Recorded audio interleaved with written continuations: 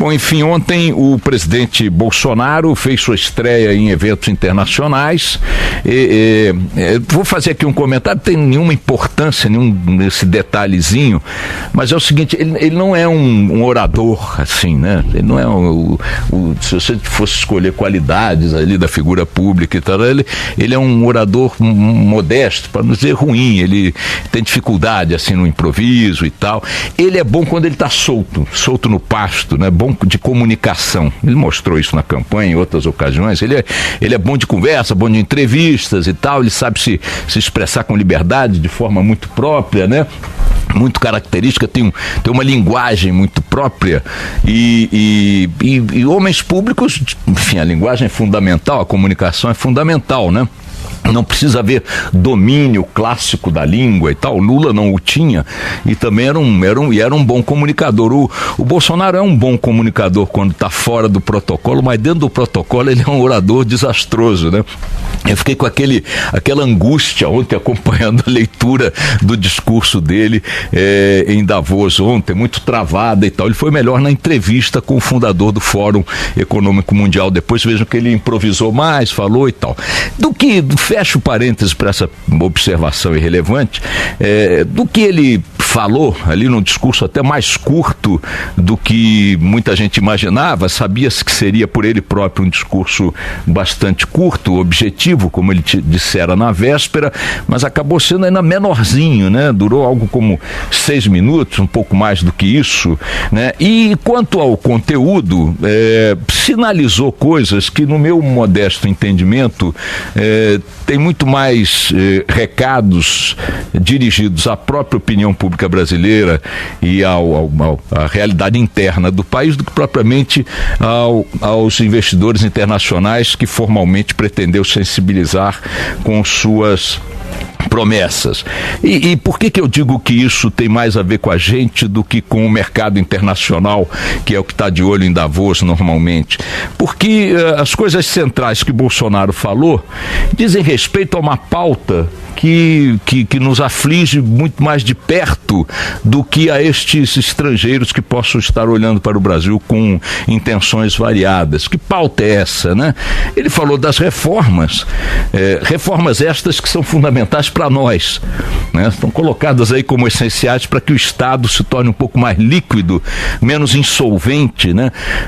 Reformas voltadas para a área tributária, para a área da Previdência, que ele citou explicitamente na entrevista com o fundador do Fórum, e coisas gerais, como, por exemplo, a redução do peso do Estado sobre a vida do cidadão, a desregulamentação, né? A redução dessa máquina brutal que joga sobre nós o seu peso financeiro, o seu peso burocrático, né? A cada minuto de nossas vidas. O Estado brasileiro é um Estado que não é ditatorial, é um Estado que não é autoritário no sentido clássico da coisa, não vivemos absolutamente nem de longe uma ditadura, mas é um Estado opressor.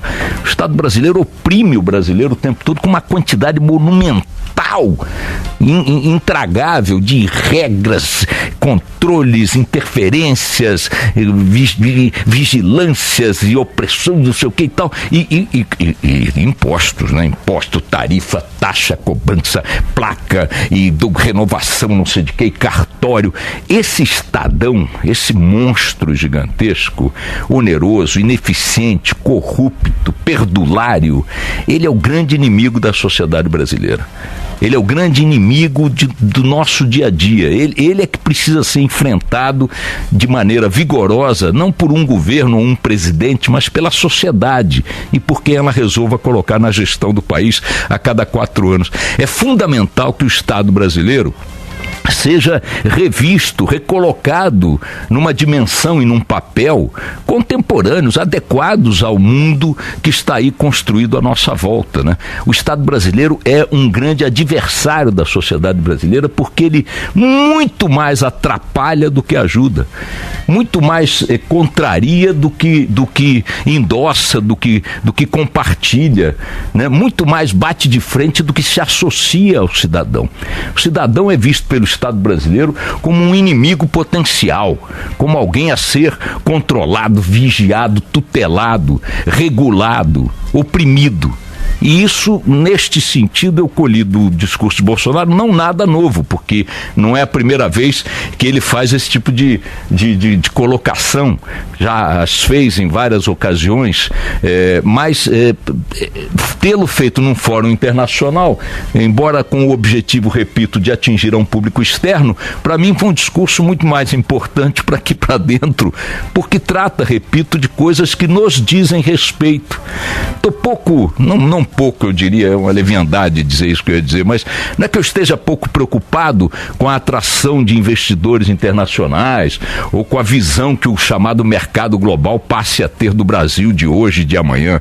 Eu estou preocupado com o meu dia a dia aqui, com a minha família, com os grupos das pessoas com as quais me relaciono, que querem emprego, que querem escola, que querem segurança, que querem um dia a dia menos tumultuado, que querem uma carga tributária menor, querem uma eficiência maior dos serviços públicos, querem a presença do serviço público onde ele se faz necessário. Então, quando ele fala em privatizações, quando ele fala em reduzir a presença do Estado, a interferência do Estado, a tutela do Estado sobre o cidadão, ele está falando da minha liberdade, está falando das minhas expectativas como contribuinte, como pai de família, como pessoa inserida numa sociedade, enfim. Para mim, esse recado é muito mais efetivo e real para uma realidade interna do que possa vir a produzir de resultados para esses potenciais investidores lá na frente. Enquanto a repercussão do discurso de Bolsonaro se dá compreensivelmente mais aqui dentro do que nas manchetes internacionais, no noticiário internacional, esses fóruns globais, essas assembleias gerais da ONU e tal, sempre que os chefes de Estado vão para lá, a imprensa de seus países, especialmente países não protagonistas do jogo global, como é o caso do Brasil, essa imprensa local repercute, dá uma dimensão que parece que ele está falando para o mundo com o mesmo impacto que está falando para cada país de origem. Mas é uma bobagem, a repercussão da fala de Bolsonaro lá fora está circunscrita à repercussão de um país de terceiro mundo importante e tal, mas, repito, o impacto da fala é mais relevante aqui dentro e não deveria ser diferente, ou não haveria por que ser diferente, porque, de fato, o temário abordado por ele diz muito mais respeito ao nosso cotidiano do que aquilo que possa seduzir investidores que venham para cá. E que eles venham. Nada contra, muito pelo contrário e tal.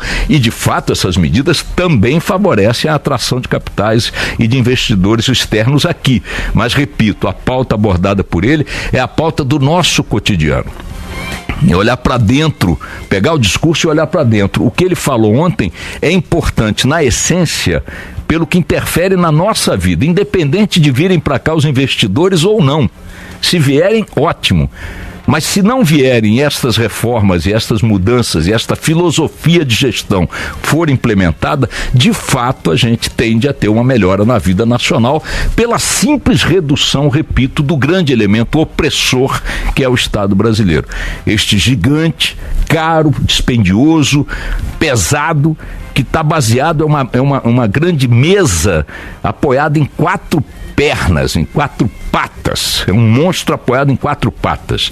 A pata da ineficiência, a pata do gasto é perdulário, é um Estado perdulário, é um Estado ineficiente, é um Estado corrupto, é um Estado opressor. Essas são as 4 patas em que se sustenta o monstro do Estado brasileiro. Ele precisa ser domado, reduzido e submetido aos interesses de uma sociedade a qual tem se imposto historicamente como dono do país. O Estado brasileiro funciona como um país independente dentro do Brasil, com regras próprias para a sua população de servidores, funcionários, gestores, juízes. O Estado brasileiro, composto aí por 12 milhões, 13 milhões de pessoas diretamente ligadas a ele, é uma nação independente aqui dentro. As regras para eles são outras, as médias salariais são outras, as leis são outras, as taxas de produção são outras, as garantias de emprego são outras. Eu costumo lembrar aqui aos nossos queridos ouvintes todos os dias, ou com muita frequência, que nós estamos aí com uma realidade ainda dramática no mercado de trabalho, com mais de 20 milhões de pessoas afetadas ou pelo desemprego ou pelo subemprego, e nesse contingente não há funcionários públicos, não há servidores públicos, não há juiz, não há serventuário, não há membro do executivo, não tem combinar, todo mundo que está no Estado brasileiro está com emprego garantido, muito bem, com médias salariais acima do setor privado, né, com taxas de demissão inferiores ao setor privado, com férias mais demoradas e licenças mais numerosas que o setor privado, com dias de folga, com produtividade inferior ao setor privado. É um país independente e ninguém toca neles, embora este ninguém o sustente. Então esse é o grande elemento a ser enfrentado, e nesse sentido o discurso do Bolsonaro, para mim, repetiu um recado, só que agora num fórum internacional e tal, com uma formalidade e um simbolismo maior, que tudo isto possa produzir de fato alguma consequência, que não fique na espuma e no oba-oba em que muitos discursos presidenciais ficaram ao longo da história. Vamos esperar para ver. Toca o barco.